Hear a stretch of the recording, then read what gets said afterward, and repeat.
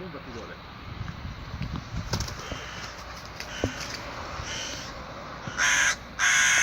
Znači, možeš doći unutra, nije. Kaj je ovo? To je šteta.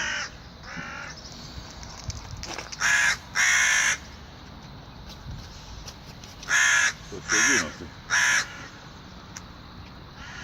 To nisam nikad vidio. A? Nisam nikad vidio. Brava. Da se zaplela. A? Tu biš mogu ići, probajti.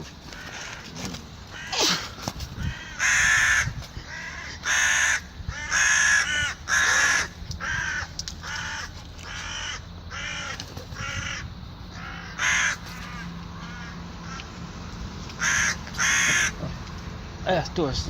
A? Ne može.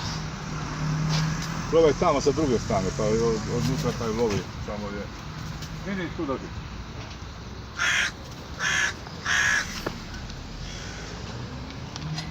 Tu možda bi se. Evo, ajde. To je drugo. A? Neće niko vidjeti, ajde. Ajde, vidi. Stavi mobitel. Dosta! Budi. Samo je, pazi. Ne, stavi si mobitel, moraš sa dvije ruke, ne možeš sa jednom. Čekaj, mogu. A?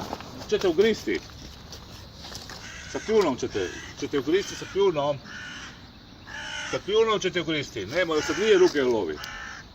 Baš dvije Sa moram. dvije lovi, sa krila je lovi i glavu ćeš morat držati.